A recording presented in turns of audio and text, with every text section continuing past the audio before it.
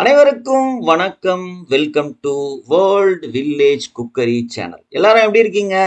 நாம இன்னைக்கு இந்த வீடியோவில் lunch recipes ideas combo pack episode 3 பார்க்க போறோம். அதுல முள்ளங்கி காராமணி குழம்பு வச்சிருக்கோம்.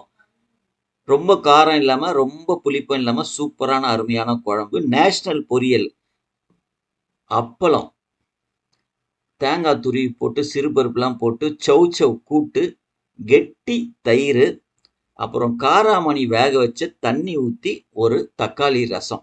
ஒரு அருமையான பர்ஃபெக்ட் காம்போ பேக்கா இது இருக்கும். எபிசோடு 1, 2 இதே லஞ்ச் ரெசிபிஸ் வெஜிடேரியனை பார்க்காதவங்களுக்கு லிங்க் டிஸ்கிரிப்ஷனில் கொடுக்குறேன். நீங்கள் கண்டிப்பாக போய் பாருங்கள்.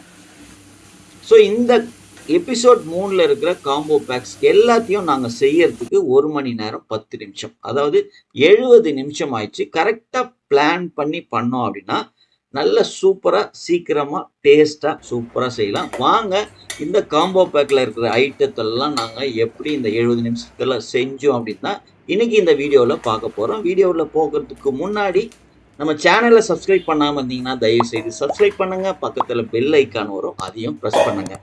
முக்கியமாக இந்த வீடியோவை ஸ்கிப் பண்ணாமல் முழுசாக பாருங்கள். ஸோ முதல்ல நாம் 2 விஷயம் பண்ண போகிறோம். ஒரு பாத்திரத்தில் கொஞ்சம் தண்ணி ஊற்றி அதை சூடு பண்ண போகிறோம். அது கொதிக்கிற நேரத்தில் இன்னொரு அடுப்பில் வானலியை வச்சு ஒரே ஒரு கரண்டி எண்ணெய் ஊற்றி 100 கிராம் காராமணியை அந்த எண்ணெயில் போட்டு மெதுவாக சிம்மில் வச்சு வறுக்கணும். எப்படி வறுக்கணும் அப்படின்னா, இது வறுப்பட ஒரு லேசாக ஒரு வாசனை வரும். அந்த வாசனை வர வரைக்கும் வறுக்கணும். லேசாக கலரும் கொஞ்சம் சேஞ்ச் ஆகும். நல்லா வாசனை வர நேரத்தில் இதை நம்ம அடுப்புலேருந்து எடுத்துட்டு இதை கொஞ்சம் ஒரு பாத்திரத்தில் தண்ணி ஊற்றி வச்சுருக்கேன். அந்த தண்ணியில் போட்டுடணும். தண்ணியில் போட்டு அதை நல்லா அந்த காராமணியை வறுத்த காராமணியை நல்லா அலசிக்கிங்க.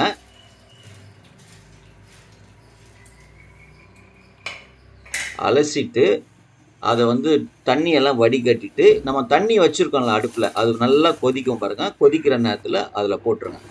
போட்டுட்டு நல்லா மிக்ஸ் பண்ணிடணும். அதாவது நம்ம காராமணியை வேக வைக்க போகிறோம். இப்போ போட்டுட்டோம் இல்லையா, போட்ட உடனே கொஞ்ச நேரத்தில் இன்னும் நல்லா கொதிக்கும். நல்லா கொதி வர நேரத்தில் நீங்கள் ஆஃப் பண்ணிவிடுங்க. ஆஃப் பண்ணிவிட்டு அப்படியே மூடி வச்சுருங்க. அவ்வளோதான். அந்த சூட்லேயே குமுங்கி காராமணி முக்கால்வாசி வந்துடும். ஸோ இந்த நேரத்தில் நம்ம சாதத்துக்கு தேவையான அரிசி ஊற வச்சுக்கலாம். நான் ஒரு அழகு அரிசி கழுவிட்டு ஊற வச்சுக்கிறேன். அதே மாதிரி நம்ம செய்ய போகிற எல்லாத்துக்கும் தேவையான காய்கறிகள்லாம் நம்ம கட் பண்ணி செட்டாக எடுத்து வச்சுக்கணும். இப்போ நம்ம பீன்ஸு, கேரட்டு, கோஸு போட்டு ஒரு நேஷ்னல் பொரியல் செய்ய போகிறோம். ஸோ இதுக்கு தேவையான காயெல்லாம் நான் கட் பண்ணிவிட்டு அதுக்கு ஒரே ஒரு வெங்காயம் நல்லா பொடியாக நறுக்கிக்கினேன்.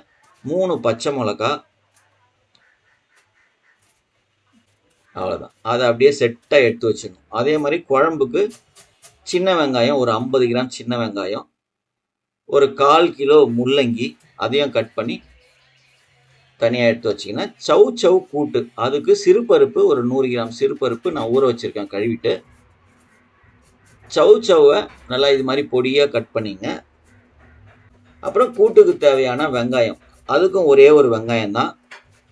இதுக்கும் ஒரு 2 பச்சை மிளகா, ஒரே ஒரு தக்காளி. ஸோ தேவையானதெல்லாம் கரெக்டாக கட் பண்ணியாச்சு. இப்போ புளி ஊற வச்சிடலாம். குழம்புக்கு நான் ஒரு 25 கிராம் புளி தான் ஊற வச்சுருக்கேன். நிறைய புளி போடக்கூடாது, வத்த குழம்பு காரக்குழம்பு போடுற மாதிரி. அதே மாதிரி ரசத்தில் நான் காராமணி வேக வச்சுருக்கோம்ல, அந்த தண்ணியை ஊற்றிட்டு தான் தக்காளி ரசம். இது ஒரு ஃப்ளேவர் வரும், வித்தியாசமாக இருக்கும். கூட ஒரு தக்காளி, கொஞ்சம் உப்பு போட்டு தனியாக எடுத்து வச்சிடலாம். இப்போ நம்ம குழம்பை தாளிச்சிக்கலாம். அடுப்பில் ஒரு பானை வச்சுட்டு 3 கரண்டி எண்ணெய் ஊற்றிட்டு 1/2 ஸ்பூன் கடுகு, 1/2 ஸ்பூன் உளுத்தம்பருப்பு, 1/4 ஸ்பூன் ஜீரகம், 1/4 ஸ்பூன் வெந்தயம், ஒரு 5-6 பல்லு நசுக்கின பூண்டு, கொஞ்சம் கருவேப்பிலை, இது எல்லாத்தையும் போட்டு லேசாக எண்ணெயில் வறுக்கணும். லேசாக வறுப்பட்டதுக்கப்புறம் 50 கிராம் சின்ன வெங்காயம், அதையும் போட்டு வெங்காயத்தை நல்லா வதக்குங்க. 1/2 ஸ்பூன் மஞ்சள்தூள் போட்டுக்கலாம். வெங்காயம் நல்லா வதங்கினதுக்கப்புறம் 2 தக்காளி கட் பண்ணி வச்சுருக்கேன். அந்த தக்காளியும் இதோடு சேர்த்துட்டு நல்லா வதக்கணும்.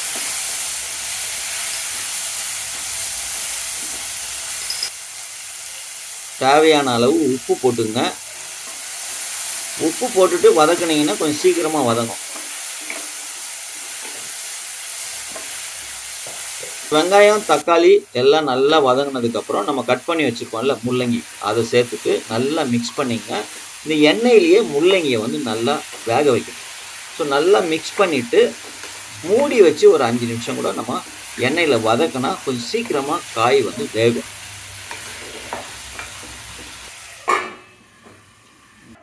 முள்ளங்கி வேகிற நேரத்தில் நம்ம இன்னொரு அடுப்பை பற்ற வச்சுட்டு நம்ம நேஷ்னல் பொரியல் செய்ய ஆரம்பிச்சிடலாம். ஒரு 2 கரண்டி எண்ணெய் ஊற்றிங்க. 1/2 ஸ்பூன் கடுகு, 1/2 ஸ்பூன் உளுத்தம்பருப்பு, கொஞ்சம் ஜீரகம், 2 காஞ்ச மிளகாய் நல்லா ஃப்ரை பண்ணிங்க. கடுகு நல்லா வெடித்து வரணும். கொஞ்சம் கருவேப்பிலை போட்டுக்கலாம். ஒரு 4 பூண்டு நல்லா நசுக்கி வச்சு அதையும் போட்டுக்கலாம். நல்லா ஃப்ரை ஆனதுக்கப்புறம் ஒரே ஒரு வெங்காயம் பொடியாக நறுக்கி வச்சுருக்கேன், அதையும் இதோட போட்டு நல்லா வெங்காயம் வதங்கணும். வெங்காயம் கண்ணாடி பதத்துக்கு வதங்கினதுக்கப்புறம் நம்ம கட் பண்ணி வச்சுருக்கிற கோஸு, பீன்ஸு, கேரட் 3 காயும் போட்டு எண்ணெயிலே நல்லா வதக்குங்க. இதில் தண்ணி கூட சேர்க்கக்கூடாது. காயெல்லாம் ஃபுல்லாக வேகணும்னு இல்லை, ஒரு 50% வெந்ததுன்னா போதும். அப்போ தான் வந்து இந்த நேஷ்னல் பொரியல் சாப்பிட்றதுக்கு நல்லாயிருக்கும். கொஞ்சம் நேரம் ஒரு 2 நிமிஷத்துக்கு மூடி வச்சிடலாம். இப்போ நம்ம காராமணி பாருங்கள் நல்லாவே வெந்துட்டுருக்கோம். அதே சூட்டில் அப்படியே இருந்ததுனால முக்கால்வாசி வெந்துடும். அதுக்கப்புறம் குழம்புல போட்டோன்னா மீதியெல்லாம் வெந்துடும். முள்ளங்கியும் ஓரளவுக்கு இதில் வதங்கியிருக்கு. இதில் 3 ஸ்பூன் குழம்பு மிளகாத்தூள், அப்புறம் வேக வச்சு வச்சுருக்க காராமணி, தேவையான அளவு தண்ணி, இது எல்லாத்தையும் சேர்த்து நல்லா மிக்ஸ் பண்ணிவிட்டு ஒரு 10 நிமிஷத்துக்கு கொதிக்க விடுங்க. ஸோ மிளகாத்தூளோட பச்சை வாசனைலாம் போகணும் இல்லையா, நல்லா கொதிக்கட்டும். அதே நேரத்தில் காராமணி காயும் நல்லா வேகும். இப்போ பாருங்கள் பொரியல் வந்து ஓரளவுக்கு வதங்கி இருக்குது. இன்னும் கொஞ்சம் 1 நிமிஷம் வதங்கணும். ரொம்பவும் பச்சையாக இருக்கக்கூடாது, அதே மாதிரி ரொம்பவும் வெந்துடக்கூடாது இந்த பொரியல். இப்போ திரும்பவும் மூடி வச்சு ஒரு 1 நிமிஷத்துக்கு வதக்கலாம். இப்போ பாருங்கள் 1 நிமிஷம் கழித்து பார்த்தீங்கன்னா சூப்பர் ஆயிடுச்சு. நல்லாவே ஒரு 70% வெந்துருச்சு, அதுவே போதும். இது சாப்பிடும் போது நறுக்குன்னு இருக்கணும். இப்போ இதில் வந்து ஒரு 1/4 கப்பு 2 ஸ்பூனு துருவின தேங்காய், கொத்தமல்லி போட்டு அப்படியே ஒரு 2 பெரட்டிட்டு அப்படியே சூட்டோட அதே பாத்திரத்தோட அப்படியே இறக்கி அப்படியே வச்சுருங்க. அதே சூட்டில் சூப்பராகிடும். அப்படியே நீங்கள் சாப்பிடும் போது அப்படி இருக்கும் இந்த நேஷ்னல் பொரியல்.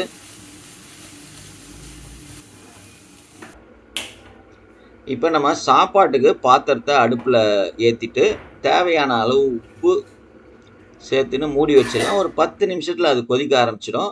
சவுச்சவு கூட்டுக்கு நான் ஒரு 100 கிராம் சிறுபருப்பு ஏற்கனவே கழுவி ஊற வச்சுருந்தேன், அதோட 1/2 ஸ்பூன் மஞ்சத்தூள், கட் பண்ணி வச்சுருக்க வெங்காயம், தக்காளி, சவுச்சவு, பச்சை மிளகாய் எல்லாத்தையும் போட்டுட்டு ஒரு தடவை அப்படி நல்லா மிக்ஸ் பண்ணிவிட்டு அதை அப்படியே அடுப்பில் வச்சுட்டு அதை வேக வைக்கலாம்.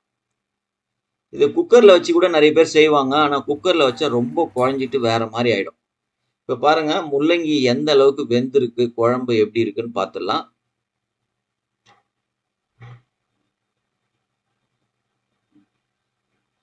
ஓகே, ஓரளவுக்கு நல்லா முக்கால்வாசி வெந்துடுச்சு.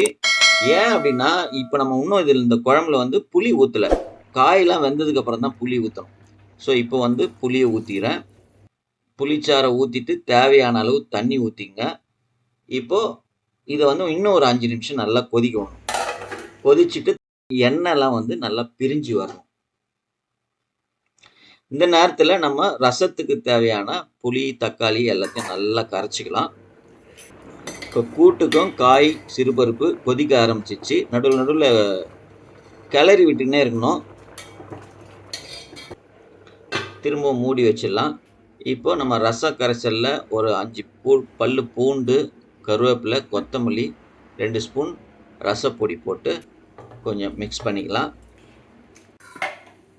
இப்போ சாதம் வந்து கொதிக்குதா, நல்லா கொதிக்குது பாருங்கள். கொதிக்கிற நேரத்தில் இதை அப்படியே ஆஃப் பண்ணிவிட்டு அப்படியே தட்டு போட்டு மூடி ஒரு 10லேருந்து 15 நிமிஷம் அப்படியே விட்டுடணும். அது அப்படியே அந்த சூட்லேயே சாதம் வெந்துடும். இப்போ பாருங்கள் நம்ம புளியெலாம் ஊற்றிட்டோம், காயெல்லாம் சூப்பராக வெந்துட்டு எண்ணெயும் பிரிஞ்சு வந்துடுச்சு. அருமையான முள்ளங்கி காராமணி குழம்பு ரெடி ஆயிடுச்சு. இது ஃபைனல் டச்சா என்ன பண்ணேன்னா, நல்லெண்ணெய் 2 ஸ்பூன் அப்படியே அந்த பாத்திரத்தை சுற்றி அப்படியே ஓரத்தில் ராவாக அப்படியே பச்சை நல்லெண்ணெயை விட்டு கொத்தமல்லி அது மேலே போட்டு அப்படியே சூட்டோட மூடி அப்படி இறக்கி ஓரமாக வச்சுடுங்க. இப்போ ரசம் தாளிச்சிக்கலாம். அதுக்கு பாத்திரத்தை வச்சு சூடாகிற நேரத்தில் கூட்டை ஒரு தடவை செக் பண்ணிடலாம். இப்போ ஒரு ஸ்பூன் எண்ணெய் ஊற்றிக்கிட்டு கொஞ்சம் போல் கடுகு, 3 காஞ்ச மிளகா, பெருங்காயத்தூள் கொஞ்சம் போட்டுட்டு லேசாக எல்லாம் ஃப்ரை ஆனதுக்கப்புறம் கரைச்சி வச்சுக்கிற ரச கரைசல் அதை ஊற்றிட்டு நல்லா கொதிக்கிறதுக்கு கொஞ்சம் நேரத்துக்கு முன்னாடி அதை அப்படியே எடுத்து வேறு பாத்திரத்துக்கு மாற்றிடுங்க. கொஞ்சம் பச்சை தண்ணி சேர்த்துட்டு மூடி அதை தனியாக எடுத்து வச்சிடலாம். ரசம் சூப்பரான ரசம் ரெடி. இப்போ நம்ம சௌச்சௌ கூட்டுக்கு தாளிப்பு ரெடி பண்ணிக்கலாம்.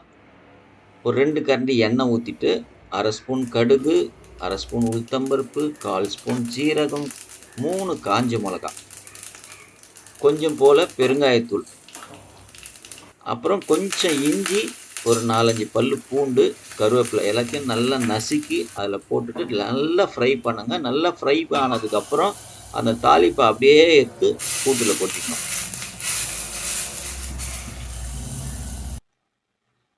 இப்போ தான் நம்ம உப்பு போடணும். ஏன்னா பருப்பும் காயும் வேகிற வரைக்கும் நம்ம உப்பு போடாமல் கடைசியாக உப்பு போட்டு நல்லா மிக்ஸ் பண்ணிவிட்டு ஒரு 1/4 கப்பு துருவின தேங்காய் நல்லா துருவி அப்படியே ஃப்ரெஷ்ஷாக எடுத்து அது மேலே போட்டுட்டு பொடியாக நறுக்குன கொத்தமல்லியை அது மேலே போட்டு நல்லா கிளறிட்டு இறக்குனீங்கன்னா அருமையான சௌச்சௌ கூட்டு. இந்த குழம்புக்கும் இந்த சௌச்சௌ கூட்டுக்கும் செம்ம மேட்சாக இருக்கும். ஒரு கை சாதம் ஒரு கை கூட்டு எடுத்து சாப்பிட்டிங்கன்னா அவ்வளோ சூப்பராக இருக்கும். இப்போ சாதத்தை திரும்பவும் சூடு பண்ணுறதுக்கு அடுப்பு பற்ற வச்சுக்கலாம். அது கொதி வர்றதுக்குள்ளார நம்ம அப்பளம் வறுத்துக்கலாம். தேவையான அளவு எண்ணெய் ஊற்றி அப்பளம் வறுத்து எடுத்துக்கலாம்.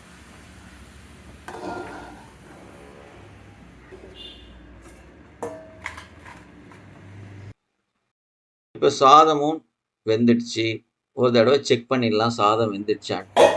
அதை எடுத்து வடித்தோம் அப்படின்னா சூப்பரான இன்னைக்கு episode 3 combo pack vegetarian lunch recipes ideas ready. கரெக்டாக 70 நிமிஷம் ஆயிடுச்சு. அப்படியே சுட சுட வாழலில் வச்சு அந்த நேஷ்னல் பொரியல், அப்பளம், கூட்டு, சுட சுட சாதம் போட்டு அந்த குழம்பு ஊற்றி அப்படியே சாப்பிட்டிங்கன்னா வேற லெவலில் இருக்கும். கண்டிப்பாக உங்கள் வீட்டில் செஞ்சு பாருங்க, சாப்பிட்டு பாருங்க, சந்தோஷமாக இருங்க. செஞ்சு பார்த்துட்டு எப்படி இருந்ததுன்னு கமெண்ட் பாக்ஸில் கமெண்ட் பண்ணுங்க. உங்களோட ஒவ்வொரு கமெண்ட்ஸும் எங்களுக்கு ரொம்ப ரொம்ப முக்கியம். அடுத்த எபிசோடில் என்ன லஞ்ச் மெனு செய்யலாம் அப்படின்ட்டு உங்களுக்கு ஏதாச்சும் ஐடியா இருந்தால் கமெண்ட் பாக்ஸில் நீங்களும் உங்களோட ஐடியாவை சொல்லலாம்.